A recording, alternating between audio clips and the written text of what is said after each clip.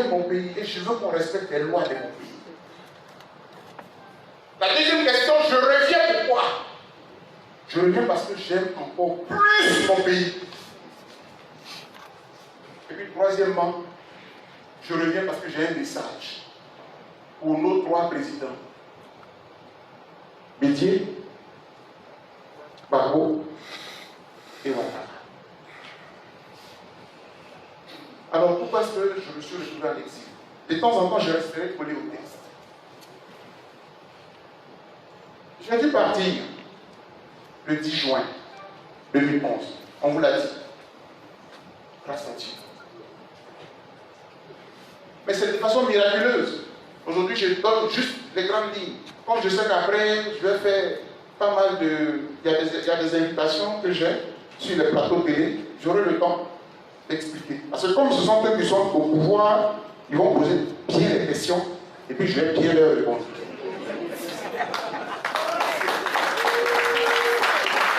Je voulais saluer la présence parmi les médias de mes amis Afrique Média.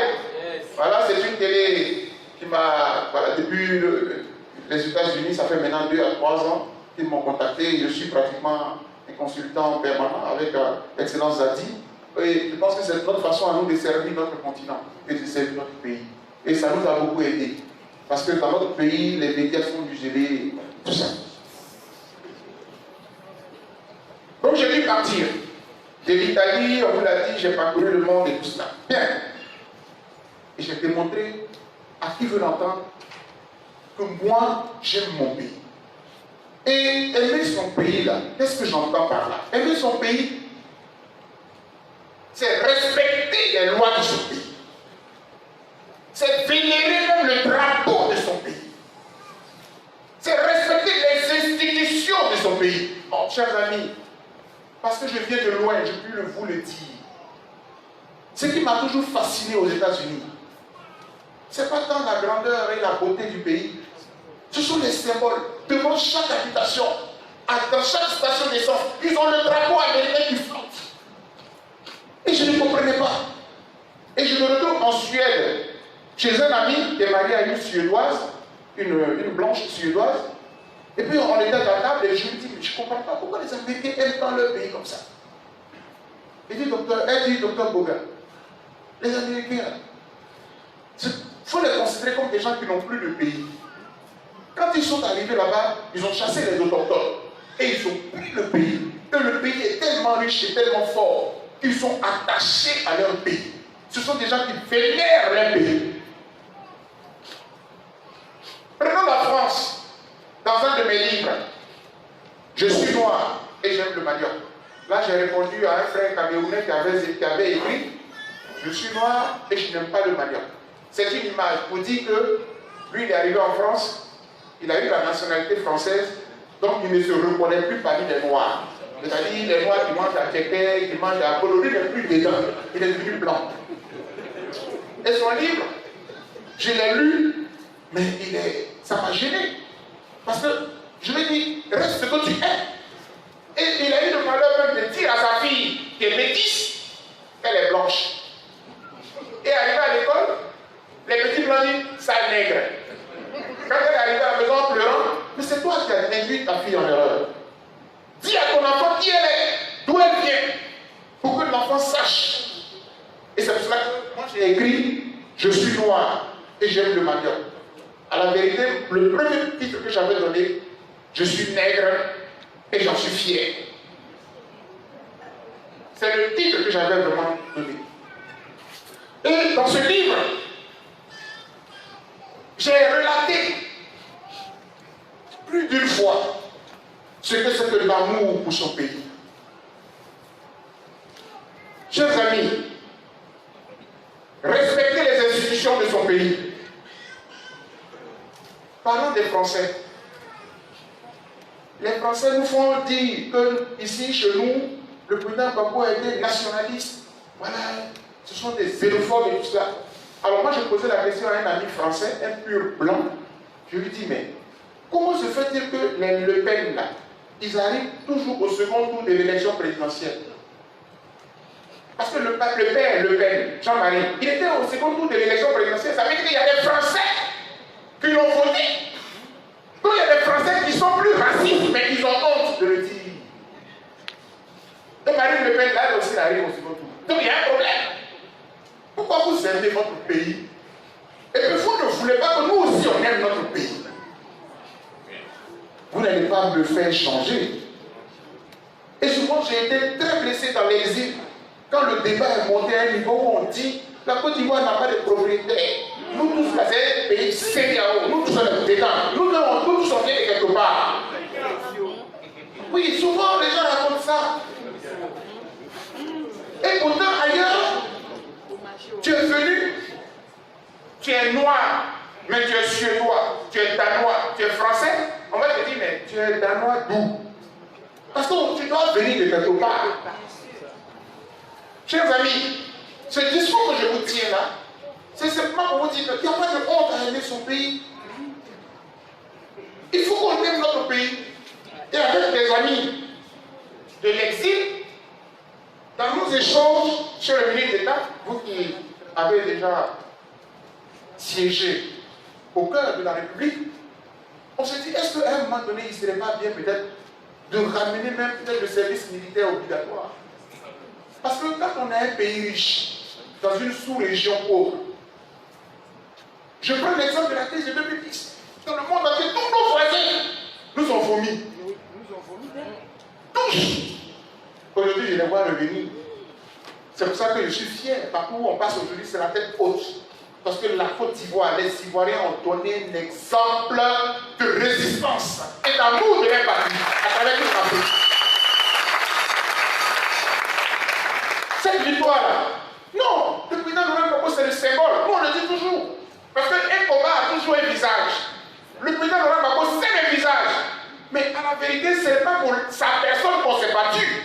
On s'est battu pour que ce pays ait une âme, ait des fils, ait des filles dignes pour défendre cette nation. C'est le discours que je suis venu vous tenir aujourd'hui. Parce que tout ce qu'on dit là, ça n'a pas de... Je suis même allé tellement loin dans les réflexions. Dans mon livre que j'ai appelé « Qui est le président de la République ?» Moi, je vous assure, chers frères, je vous regarde ici, et c'est mon discours que je vais tenir ici. Le problème pour être président de la République, ce n'est pas une question de nationalité. Nous, on n'en veut pas sur votre accord de sa nationalité aujourd'hui. Ce n'est pas ça notre problème. Est-ce que tu aimes la Côte d'Ivoire et les Ivoiriens? C'est le problème de fond. Parce qu'à la vérité, j'ai remarqué, un homme comme Manuel Valls, qui a été Premier ministre en France, il a dit à tout le monde qu'il est venu à Catalogne, à Barcelone, c'était catalan, mais il a été Premier ministre. Quand même, Obama a été président des États-Unis, son père est kenyan. Donc le problème de fond, les Ivoiriens n'ont pas un problème avec la question de la nationalité. Parce qu'il y a des Libanais même qui aiment notre pays. Il y a des Burkinabés qui aiment notre pays. Mais il y en a qui n'aiment pas notre pays et qui ne nous aiment pas. Donc mon problème aujourd'hui, c'est que j'ai compris dans toutes les crises qu'on traverse, ce n'est pas une question d'origine qui nous intéresse. Démontre ton amour pour ce pays qui t'a tout donné. C'est ça que nous demandons à quiconque. Aimer ce pays et aimer les Ivoiriens. De la même manière que les Ivoiriens sont à bras ouverts avec tous les étrangers. Ce pays, c'est un pays d'hospitalité. C'est un pays d'hospitalité. Et ce n'est pas aujourd'hui que ça va changer. Mais quand vous venez dans ce pays, aimez-nous un peu. Aimez-nous un peu. Aimez-nous un peu. Comment je peux passer 10 ans à l'extérieur de mon pays et tout le monde est content? À commencer par les étrangers. Et puis comment vous voulez faire ça? À cause d'un seul homme? Non! Réconcilions-nous entre nous. Aimons-nous, s'il vous plaît. Ce pays a encore à offrir. Parce que ce pays a du potentiel. Ce pays a du potentiel. Je vis en Italie, dans la ville de Lampedusa. Quels sont parmi les Africains qu'on trouve? Aujourd'hui, il y a au moins 60 à 70% d'Ivoiriens. Mais comment mon pays est émergent? Et puis c'est là maintenant que les jeunes Ivoiriens sortent et ils vont mourir à la mer. C'est qu'il y a un problème. C'est qu'il y a un problème. Donc, chers amis, quand tu parles, on se dit, il faut politique. Mais attendez, moi je n'ai même plus peur de faire la politique. Vous voulez que j'ai peur de faire la politique? On veut nous distraire. Dans quelle école politique les leaders considèrent sont partis?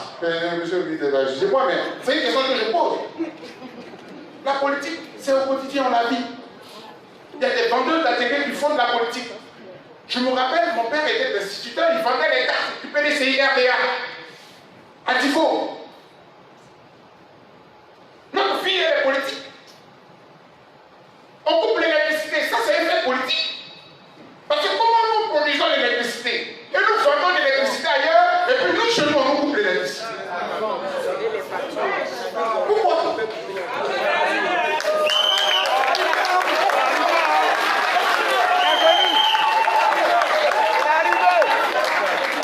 Bon, c'est la réconciliation. Bonne arrivée.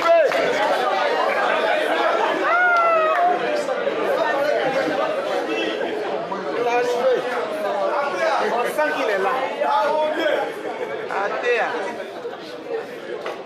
Et au nom de la réconciliation, abordant le deuxième point, bon, le premier point c'était de vous dire un peu les circonstances dans lesquelles je suis parti du pays.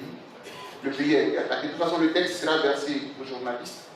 Le pays est attaqué. Et mon crime, c'est que c'est vrai qu'il y a eu beaucoup de morts, mais à un moment donné, on n'avait pas le choix. Il y avait deux personnalités qui se sont déclarées victorieuses de l'élection présidentielle. J'espère qu'elle est encore en vie, cette grande journaliste de son État. Je lui ai dit, la loi c'est la loi. La loi est dure, mais c'est la loi. Durant l'ex, 7 l'ex. La loi est dure, mais c'est la loi. La loi dit que c'est le Conseil constitutionnel qui donne le résultat définitif. Ce n'est pas la communauté internationale. C'est ça la loi. Et le Conseil constitutionnel s'est trompé. Mais quand il s'est trompé, là, c'est qu'il a dit est dit. En fait, à la vérité, c'est ce qui s'est passé. Et moi, j'ai soutenu cela. Mordicus. Et je vais même proposer. J'ai dit, mais à la limite, si vous voulez, on annule tout.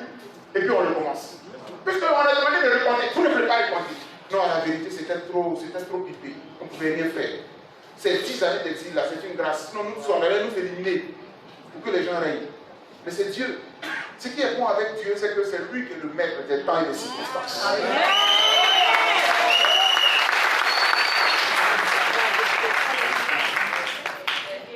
En revenant donc d'exil, c'est le deuxième point, parce que je vous ai dit, moi je vais finir tout de suite. Le deuxième point, je reviens d'exil. D'abord, l'exil m'a apporté quelque chose, la remise en cause. C'est-à-dire que quand tu finis de voyager, tu es dans un hôtel seul, tu réfléchis, tes enfants sont loin, tu es seul, et tu réfléchis. C'est pour ça que j'ai écrit beaucoup de livres. Ça m'a guéri. Les conférences m'ont permis de vivre et de survivre. Les livres que j'ai écrits m'ont soigné. Sinon, on serait tous morts. Vous avez vu qu'il y a beaucoup qui ont piqué les ABC et tout ça. Le cerveau peut péter. Parce qu'on ne peut pas comprendre que notre pays soit si riche et que les enfants du pays soient au Ghana, au Togo. Et puis personne ne bouge. Ça ne dit rien à personne. Et puis quand je regarde les Américains, les Français, ils vont chercher leur otage. Le plus même, il est devant. Mais nous aussi, on n'est pas des humains, quoi. On ne compte pas, quoi. Et tout ça, ça dépend du dirigeant. Et ça me peine beaucoup. Mais je me suis fait aussi une remise en cause. Parce que je dois avouer, et devant Dieu, je le dis, je suis très passionné. Je suis passionné, ça veut dire que quand je vois des injustices, quand je vois des violations des droits de l'homme, mon cœur se brise. Et comme je ne peux pas prendre une arme, je prends les armes que Dieu m'a données. Mon intelligence, mon verbe et ma plume pour crier ma colère. Et c'est vrai que parfois, je suis excessif. Parfois même, je menace. Parce que je veux faire peur pour qu'on arrête de tuer inutilement. Donc si ça a pu blesser, je veux ici demander pardon. Demander pardon parce que je ne suis pas un saint. Demander pardon parce que je ne fais pas exprès pour blesser. Mais je suis révolté par les injustices. Et je crois que tant que les dirigeants, à un haut niveau, on devait être révolté par les injustices. Et surtout quand je me rends compte que c'est l'État qui est à la base de toutes ces violations des droits de l'homme, alors là même ça me fait exploser. Je suis vraiment navré. Si pendant ces 10 années, vous avez été blessé, pour ceux qui sont surtout du RATP, le chef de l'État, son gouvernement, je ne suis pas sûr que je pourrais changer. Mais c'est parce que tant qu'il y a des violations des droits de l'homme, je suis désolé, mais j'utiliserai toujours les mêmes armes pour refaire la même chose. une façon de vous dire arrêtez les violations des droits de l'homme.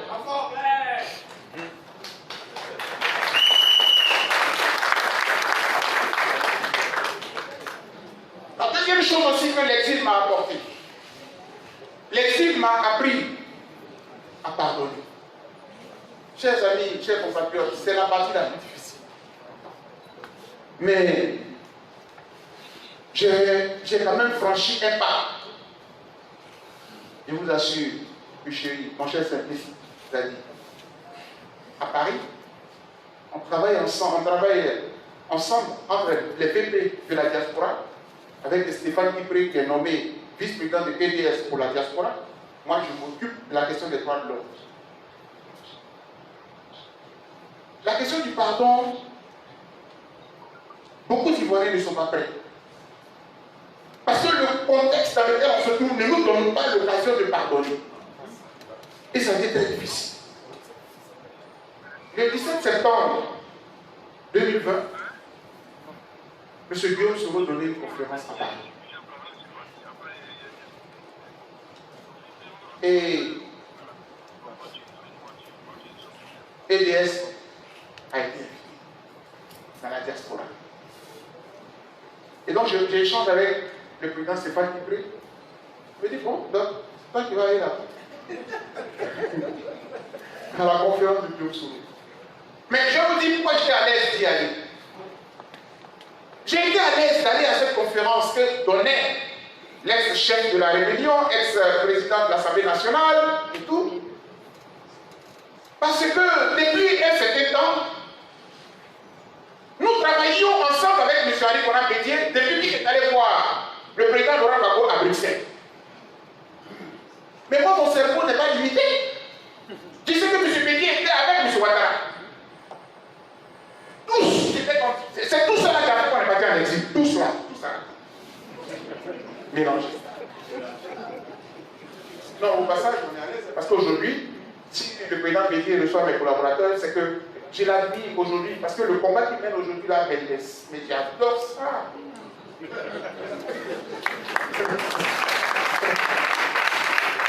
Et donc, la question du pardon est essentielle parce que j'en parle. C'est un témoignage que je vous rends là. Et donc, pour moi, dès l'instant où le président Bédier est allé là-bas, c'est comme si quelque part on n'a plus trop le choix. Parce qu'en la vérité, le président Bédier, il s'associe un peu avec M. Soro Guillaume, puisque c'est les deux finalement qui sont sortis du RHDP. Et à Paris, au mois d'août, le 18 août, sur la mémoire ne me trompe pas, le 15 août 18, on a fait une démonstration de force avec toutes les forces de l'opposition contre le pouvoir qui bloque la démocratie, viole les droits de l'homme et tout, à Paris, à la place de la République. À côté même de l'ambassade, c'est plutôt à Victor Hugo. Donc, pendant qu'on me désigne pour aller à la conférence de Guillaume Soro, je me dis, bon, de fait, on travaille déjà ensemble. Non, allez suivre ta conférence de presse, je ne suis pas journaliste pour poser des questions. Non, je vais aller cette fois-ci. C'est ce que j'ai fait le 17. Je suis allé à la conférence de presse à Paris. Ce Guillaume Soro, c'est là où il a tenu le discours. C'est moi qui vous le dis, l'élection là. Ça n'aura pas lieu. Souvenez-vous de tout ça. Et au moment où il finit, et il va maintenant sortir de la salle, il m'aperçoit. Il dit, ah, bon, là, tu es là? Parce qu'on se tutoie. Vous savez, on est une génération. Bon, il y en a qui ont pris des voix, mais ça ne leur enlève pas leur humanité ou même leur ivoirité. On est tous ivoiriens. Voilà. Ah, il faut rester là. Ah non, il faut qu'on se voit. Donc, j'attends, c'est Abel Naki qui travaille au CDRP, parce qu'il y a deux plateformes de l'opposition que tu connais très bien. Nous, on a créé le PDS, le président Bédier a créé CDRP. Voilà. Abel Naki est là. Donc, j'attends avec Abel Naki et Guillaume Soro. Il s'assoit, il répond un peu aux journalistes et il me reçoit. Mais il est tout à fait heureux, bien content de me voir et tout ça. Parce qu'il sait, il me suit, il sait combien de fois je les tacle, j'ai participé. Donc, c'est l'occasion de dire, bon, mais bon, écoute, on va prendre un déjeuner. Non, un dîner, on va voir, comme ça on va bien parler et tout ça. On était le 17.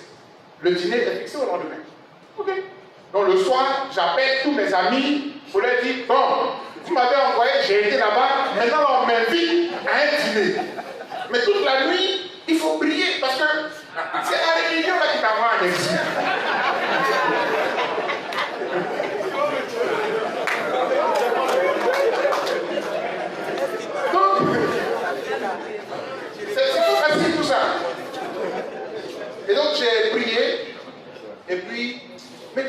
très curieux d'y aller.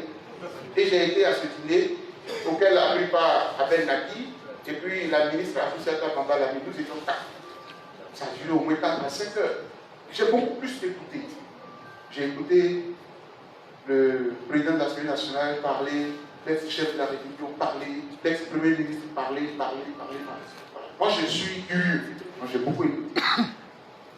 Et quand on a fini après les 5 heures, on s'est dit au revoir. Bon, j'ai quand même dit aussi des choses. Et l'un des détails qui me marque, c'est que je lui dis, bon, il m'appelle Boga, donc je dis, Guillaume, moi, tant que tu es dans le chemin de faire la politique, où il n'y a pas d'armes, moi je pense qu'il n'y a pas de débat, il n'y a pas de problème. C'est l'autre côté là que nous on ne maîtrise pas. Mais sinon ici, on peut s'entendre un peu. Mais en même temps aussi, si tu demandes pardon, et ça c'est très important puisque je parle du pardon, il ne faut pas demander le pardon et puis dire, mais il y a pas qui demande pardon, il faut dire oui, peut-être on va passer à autre chose. Non.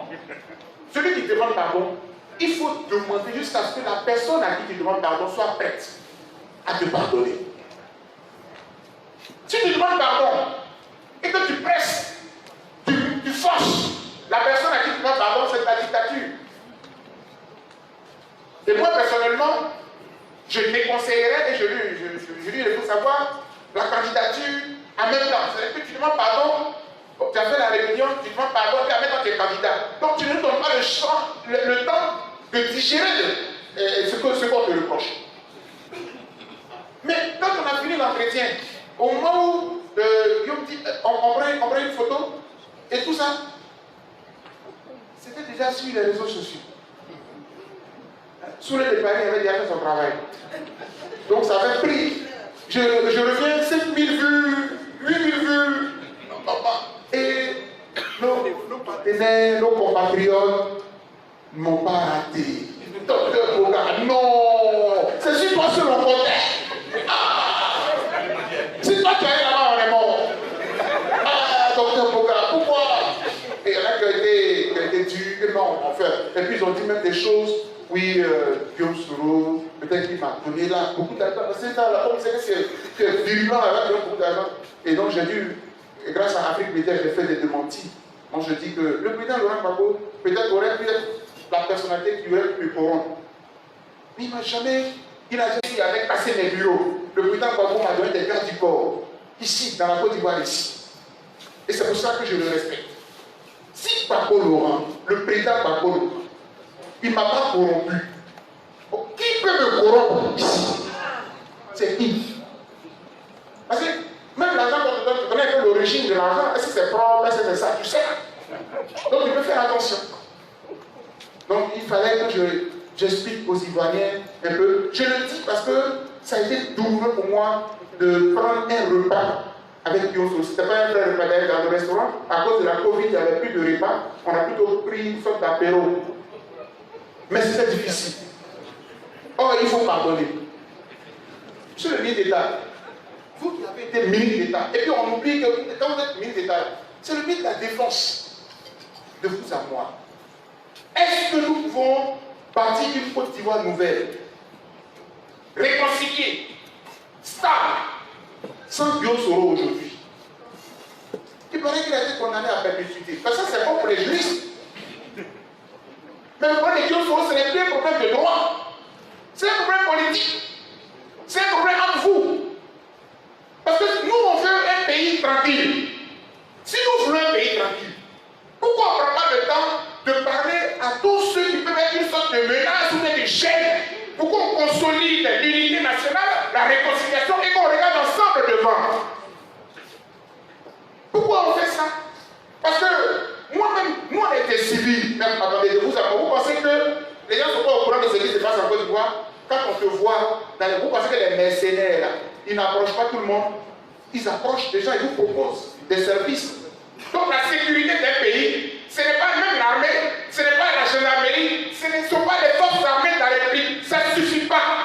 Il faut qu'il y ait des bonnes relations entre les citoyens du pays, le respect des lois, le respect des règles. Parlez-vous entre vous, un dialogue national, ça consolide plus la paix et la sécurité.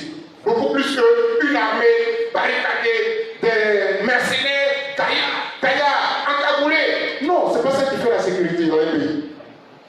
Ça, c'est pas la sécurité.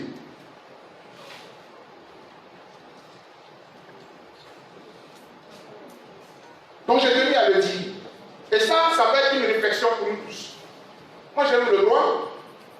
Et dans la crise ivoirienne de 2010, partout, je disais, si vous voulez qu'on applique le droit là, ça va chauffer. Hein. On ne va pas arrêter le Chicago et bien le seulement. Hein. Si vous voulez qu'on applique le droit, on ne va pas s'arrêter là. Et ça, quand on le disait, les gens disaient, oh, c'était sûr, on l'a fait. Mais voilà qu'aujourd'hui, il a été acquitté. Et le président Laurent Gbagbo a raison de dire, maintenant qu'il a été acquitté là, dans l'autre cas, on dit quoi?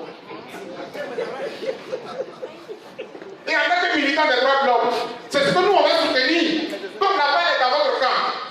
Si vous voulez qu'on passe notre temps à ressasser les crimes ou bien les faits gravissimes commis par les uns et les autres, on va passer le temps à reculer, à retarder notre pays. Or, on peut aller très vite. Et c'est pour ça que je vais aller, en terminant très rapidement, sur le message que j'adresse aux trois personnalités. Mais, je voudrais quand même, dans l'exil, c'est un petit détail, avant de passer au message que j'adresse aux trois personnalités, je voulais quand même partager ceci avec vous. Sur la question de l'amour du pays, je me suis dit souvent, cher aîné, je dis, mais nous on vient de Divo et tout ça, qu'est-ce que nos parents faisaient tant pour que le docteur Bougala, il aime tant son pays, il croit que c'est lui qui l'aime plus que tout le monde et tout ça. Et souvent dans l'exil, je me suis dit, ça vient tout le fond. Je vous ai dit que le vieux était militant de PDCI. Et puis, nous, on a fait le primaire et le collège sous le parti unique. Et dans notre école primaire et au collège, il y a deux faits qui ont fait que, aujourd'hui, j'ai compris pourquoi est-ce que je suis si attaché à ce pays. Je n'ai pas volé. Vous savez, quand on te dit, il y a des paroles que tes parents disent, ça te reste dans la tête. Et quand tu grandis, ça ressort. Quand nous étions au collège, donc deux faits. Au lycée, non, au collège, donc au primaire d'abord et puis au collège, ce sont les meilleurs élèves qui font monter le drapeau. Tous les lundis. On chante la bidjanaise. Et puis sous Bala Keïta, dès qu'on finissait la bidjanaise, on ajoutait toujours vive le Nana Foupoigny, vive le PDCI, RDA, vive la Côte d'Ivoire. Les trois expressions-là, je les ai toujours répétées. On me plaisait parce que dans cette période-là, j'étais toujours premier ou bien deuxième. Donc, on finissait au drapeau, tu faisais ça. Vive le Nana Foupoigny, on finit la bidjanaise, donc c'est toi qui montes le drapeau. Tout ça, ça m'a marqué. Vive le Nana Foupoigny, vive le PDCI, RDA, vive la Côte d'Ivoire. C'est le drapeau et le dirigeant du pays. Il faut les vénérer. Mais il y a encore plus. C'est pour ça que je tiens à le dire, pour que les gens comprennent, que nous tous là, on a été à la même école. Je n'ai pas volé. Mais on n'avait pas fait attention, parce qu'on était des enfants. Lorsqu'il y avait les fêtes d'indépendance, on partait faire des défilés. Et pendant les périodes de défilés dans les préparations, on a des instituteurs qui nous apprenaient une chanson. Et quand j'étais dans l'exil, parfois cette chanson me revenait. Oui, d'accord. Le travail de 1000 générations construira ma Côte d'Ivoire. Elle paraîtra devant les nations dans tout l'éclat de sa gloire. Telle est son unique destinée, puisque braves et fiers, mes aïeux sont morts pour la défendre, et moi je vivrai pour l'aimer. Quand je pense à cela, mes chers amis, décortiquez la chanson, il y a tout dans ce couplet. C'est une longue chanson, mais le couplet en lui seul résume tout. La Côte d'Ivoire, elle n'a pas commencé avec le pouvoir actuel. elle ne va pas se terminer avec le pouvoir actif. C'est de génération en génération qu'on bâtit une nation. Nous tous, on n'a même pas à donner dans la nation. Donc le rattrapage ethnique n'a même pas sa place. Chaque fils de la Côte d'Ivoire doit contribuer pour que la Côte d'Ivoire soit rayonnante demain.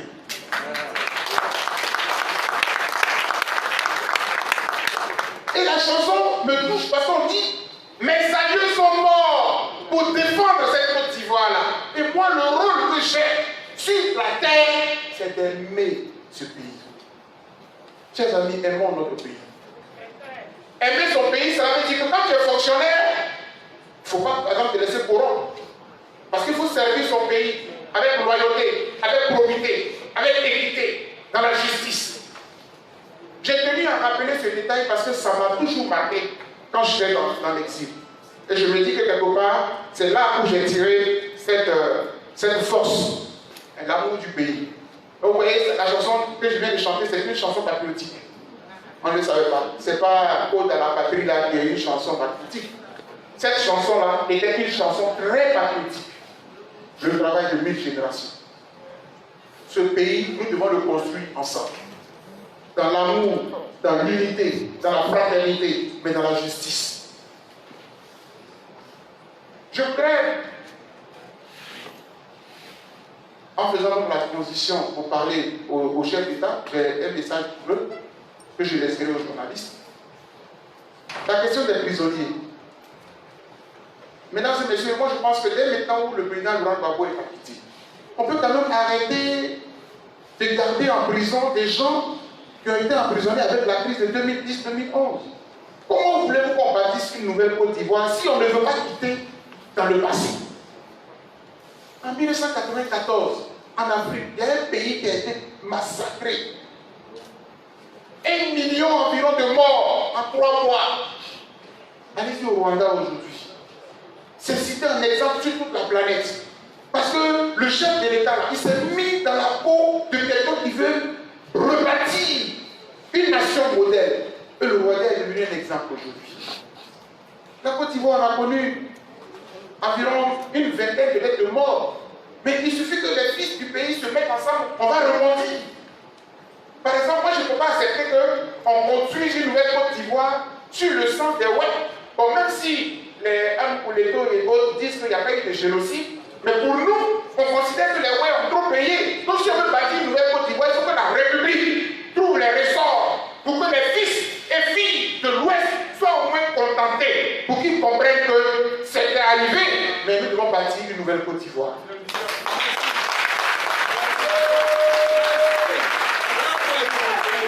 Et quand je cite l'Ouest, c'est un peu comme si je citais Anokwakouté, c'est comme si je citais Tabou. C'est-à-dire qu'à un moment donné, la République doit s'asseoir et puis dire, bon, écoutez, on va compter. Mais pourquoi c'est important de le faire? Parce qu'entre-temps, n'oubliez pas, quand on a connu la rébellion, pour que les mutineries cessent, le chef de l'État a dû puiser dans l'argent de la République pour contenter les rebelles. Ils étaient 8400. Ils ont été dédommagés, condamnés pour qu'ils se calment et que la République puisse aller de l'avant. Moi, je pense que la République peut s'asseoir et peut trouver un mécanisme pour que tous ceux qui ont vraiment souffert visiblement, sans discussion, puissent au moins être soulagés. J'y tiens. Et ça, vraiment, quand j'aurai l'occasion de rencontrer les chefs de l'État ou les différents présidents, je leur dirai. Il faut qu'on fasse quelque chose pour ceux qui ont payé le plus lourd tribut, parce qu'on est en train de tourner une nouvelle page. On a tourné la page ancienne pour une nouvelle Côte d'Ivoire. Il faut le faire pour que toute la nation soit apaisée. Il ne faut pas qu'il y ait encore des rancœurs d'un côté, et puis nous on va jubiler, on va danser de l'autre côté. Ça ne fait pas nation, ça fait exclusion.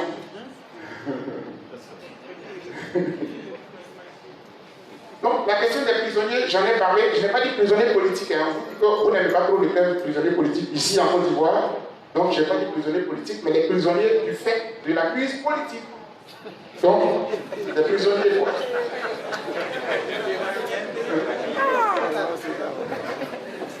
Et puis, voilà.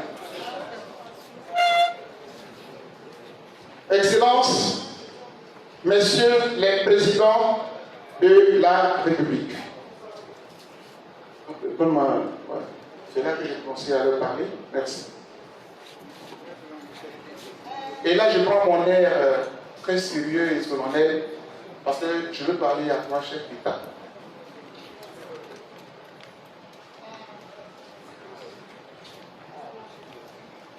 Excellences, messieurs les présidents, messieurs les présidents, excellences, messieurs les présidents, je reviens d'exil avec un constat. Depuis ces 30 dernières années,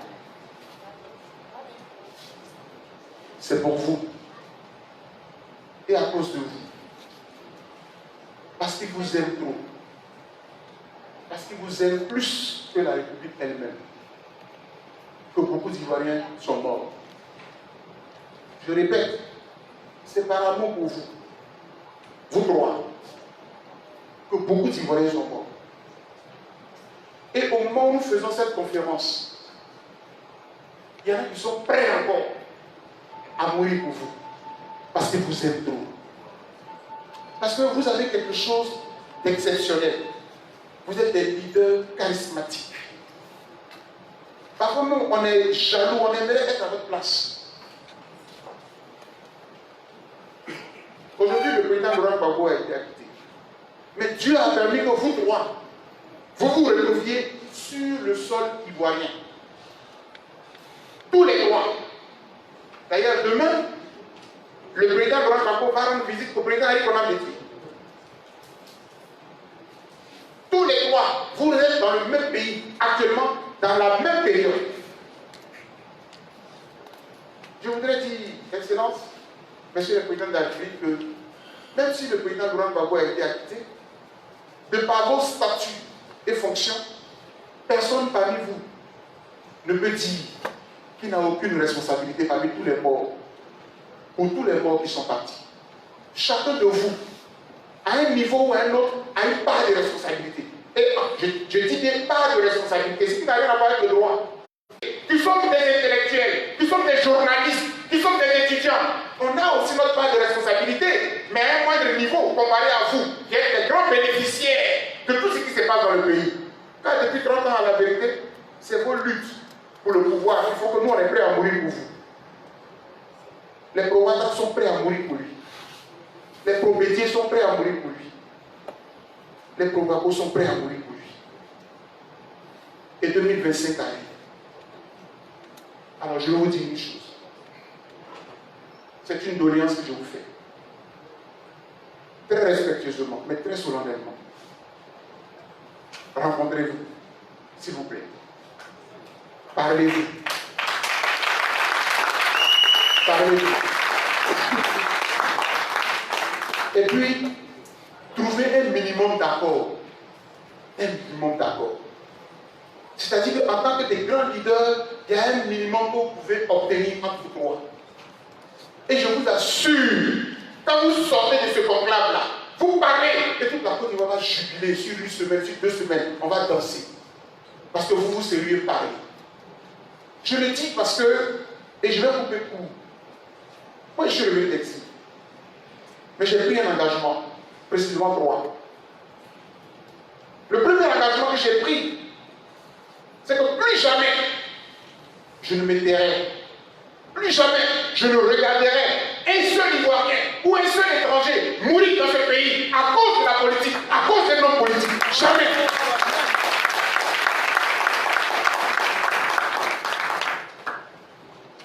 Je suis revenu d'exil parce que j'ai cru juste de défendre le président Laurent Gbagbo qui était victime d'une injustice. Elle a été rétablie. Il est acquitté, il est dans son pays aujourd'hui. S'il veut faire de la politique, c'est son droit. Mais créer le contexte pour que vos crises, vos guerres fratricides ne nous entraînent plus à la mort. Ça, je le dis et je le maintiens. Parce que la politique, ce n'est pas pour nous conduire au cimetière. La politique est faite pour améliorer nos vies. Je vous le dis du fond de mon cœur. Parce que quelque part dans mon texte, je dis, s'il fallait recommencer ce que nous avons vécu pour aller en exil, pour mon pays, je le referai. Tant que les lois de mon pays sont en jeu. Mais de grâce. Il y a des enfants qui ont aujourd'hui 30 ans, qui n'ont connu qu'un pays en crise. Et les seuls qui de bon, c'est pourquoi. Moi, je suis pragmatique. Là, en 2020, 2025, le président Babossi dit qu'il est candidat. Voilà, c'est parti. C'est parti. Parce que l'autre va dire, j'étais condamné à 20 ans. Nous, on va dire que la condamnation, c'est 0. On est reparti. On est reparti. Et puis lui aussi va dire, je veux faire un 4e mandat. Non, je veux faire le 2e mandat de la 3e. Donc, tout ça, c'est compliqué. Tout ça, c'est compliqué. Non, mais ça fait rigoler, mais c'est comme ça qu'on décapite. C'est comme ça qu'on nous tue. Parce que nous aimons nos leaders. Alors, ce soir, je vais lancer un appel aux hommes de Dieu, aux chefs traditionnels, aux rois et chefs traditionnels. Car ce que nous avons appris, la sagesse résidait chez ces gens-là. Regardez le petit Burkina Faso.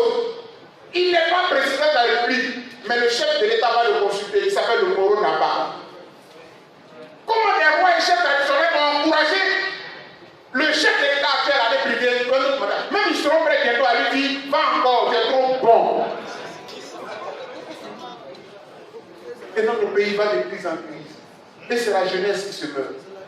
Monsieur le ministre d'État, je sais que peut-être que ce discours que je tiens vous gêne un peu, parce qu'on est un homme politique, mais je suis un fils du pays qui veut le meilleur pour son pays. Et on a passé 30 ans à bousiller ce qu'il y a de beau dans notre pays. Nous, on aime un combat à la loyale. Celui qui a gagné là, nous tous on se tête, et puis on fait une opposition classique, et puis le pays avance. Mais dès qu'on branche, on sort des machettes, on sort des armes contre le pays. Alors à un moment donné, il faut que les grands leaders s'asseyent et se parlent. Parce que 2025 arrive. Je n'encouragerai personne à aller en exil. Ou bien, vous nous donnez la paix, ou bien vous allez finalement nous exterminer tous. Et ça, c'est déplorable. C'est vraiment un cri du cœur, parce que je suis revenu d'exil. Il y en a qui pensent qu'on a perdu du temps. Moi, je pense que j'ai apporté quelque chose à mon pays. J'ai apporté quelque chose à mon pays. Et je pense que mon pays mérite encore beaucoup plus. M. Ouattara gagnerait, parce que c'est lui qui est au pouvoir aujourd'hui, à prendre une décision pour que tous les prisonniers sortent, à prendre une décision pour que toutes ces poursuites judiciaires soient arrêtées et que nous ayons dans le pays un vrai dialogue national. Un vrai dialogue national. C'était vraiment le message que je peux dire ici. Quand je serai en audience, s'il veut bien me recevoir, je lui dirai ce que je n'ai pas pu dire ici. Parce que n'attendons pas toujours à la veille de l'élection avant de commencer à nous battre. Sinon, c'est nous là qu'on ramasse, qu'on jette en prison. Parce que Chéri Bali. Dans ce pays, tout était bloqué. C'est la première voix qui s'est levée. Pour que nous puissions défendre la constitution de notre pays. Et on a vu la condamner au sein. On dit qu'elle a fait politique. Comme s'il y avait des politiques à part, et puis les autres sont ailleurs. D'ailleurs, même l'exil aussi, ça je l'ai écrit, hein, c'est pour ça que je le dis. L'exil aussi m'a donné une idée. C'est que, c'est vrai qu'on est jeune, mais moi j'ai attrapé quand même 27 ans à faire les droits de l'homme. Depuis avec la Lido en 1994, depuis qu'on était à la fac à Boaké. Ça fait 30 ans. Et ils violent les droits de l'homme, et puis nous on est là, on dénonce. Et ils violent, et puis nous on est là, on critique. Et ils violent, et puis on critique. À un moment donné, il faut que nous-mêmes aussi, on essaie de changer la donne. Donc politique là, nous tous on va faire.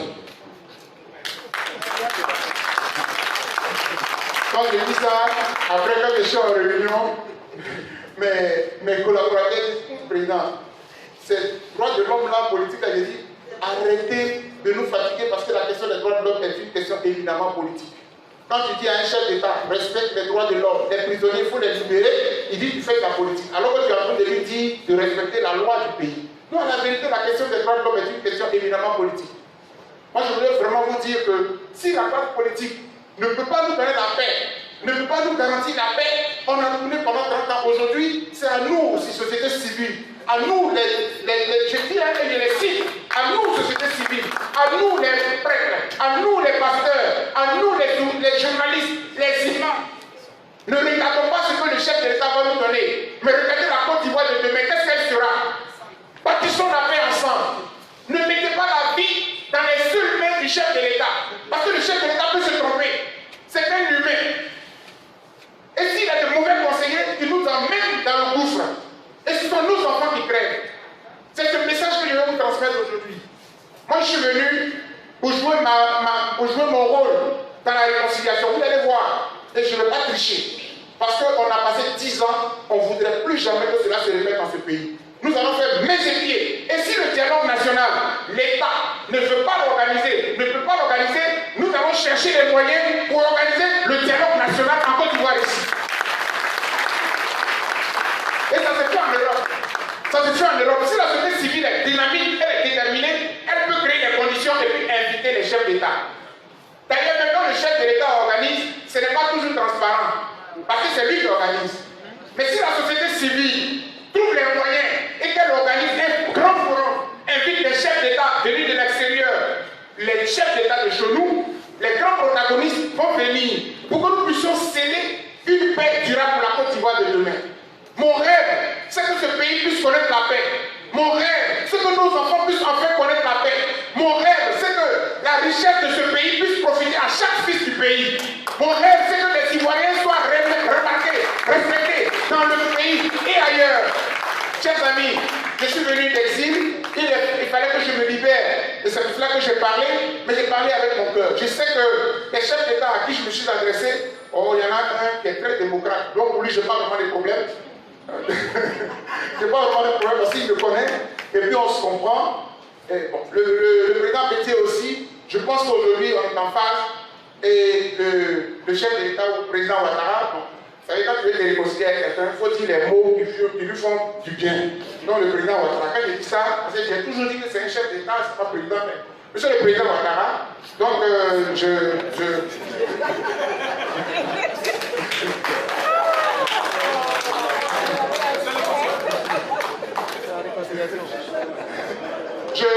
donc je suis revenu d'exil, je voudrais, mes collaborateurs l'ont fait, ils ont dit merci. Je voudrais réitérer ce merci-là, parce qu'à la vérité, c'est de droit. Vous avez accepté finalement que des fils du pays qui n'avaient pas à s'inquiéter puissent rentrer. Je voudrais vous dire merci, mais allez-y plus loin. Je voudrais vous rencontrer pour que je puisse aussi simplement vous faire des propositions. Car je suis un fils du pays, comme vous-même aussi. Donc,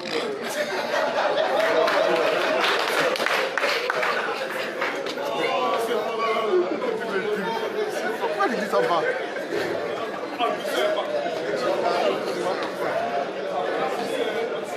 Ce sont sur ces belles paroles que je veux invoquer Dieu. Ne l'oublions jamais. La révérende Mireille Libré, qui est ma directrice de communication, a remercié le Seigneur en commençant cette rencontre. Et puis, toutes les interventions qui sont succédées pour saluer. Parce que, chers amis, et je m'avais terminé par là, je vous dis profondément que je suis fier du travail qu'on a bâti dans la diaspora. Et je veux dire merci à toute la diaspora. Les gens ont acquitté le président Laurent Gbagbo et le Richard Denis. Mais ce n'est pas eux seulement qui ont acquitté. Monsieur le ministre d'État, si, prenons l'hypothèse, le président Gbagbo est condamné à 20 ans, à 30 ans, moi je ne serais pas ici. Je ne pourrais jamais rentrer. Et dans le pays, on allait nous huer. Parce qu'à la vérité, on a donné raison à tous ceux qui ont considéré qu'il était criminel. Donc quand on l'acquitte, d'un point de vue moral, on est réhabilité. C'est pour cela que je suis très fier. Aujourd'hui, regardez, je suis rentré dans mon pays, dans l'allégresse, dans la dignité, dans la joie, pour avoir mené un combat juste. On n'a pas trompé, on a trahi. On a mené un combat juste pour la République. Quand un enfant du pays, il ne doit pas compter lui-même ce qu'il gagne. Mais il faut plutôt qu'il regarde ce qu'il fait pour la nation. Et ce combat, nous l'avons mené. Et je suis très fier. Je veux dire merci à la diaspora. Merci à la diaspora de nous avoir tenus, de nous avoir soutenus. Parce que quand on partait en exil, il n'y avait plus un pays. On avait tout démantelé. Tous les leaders étaient en prison. Tout le monde était en fuite. C'est la diaspora qui s'est levée Et les manifestations ont donné de l'espoir. Et finalement, la fibre a contaminé l'intérieur du pays. Et les militants du FPI même ont commencé à reprendre confiance. J'ai passé 10 ans parmi eux. Je suis bien placé pour le dire. Je voudrais terminer par faire, en attendant de rencontrer le président Ouattara, je voudrais lui dire que si on a quitté le président Laurent Gbagbo et qu'aujourd'hui, le 17 juin, le président Laurent Gbagbo est entré en Côte d'Ivoire, c'est pas M. Blé Goudé qui doit rester libre. Ce n'est pas juste. Les deux ont été jugés dans le même sac pour les mêmes faits. Ils ont été acquittés ensemble. Le président Laurent Gbagbo a reçu ses passeports et il est rentré dans le pays, dans le rang qui est le sien. Je plaide que le ministre Charles Blé Goudé, lui aussi, obtienne son passeport et qu'il revienne dans le pays. Je plaide.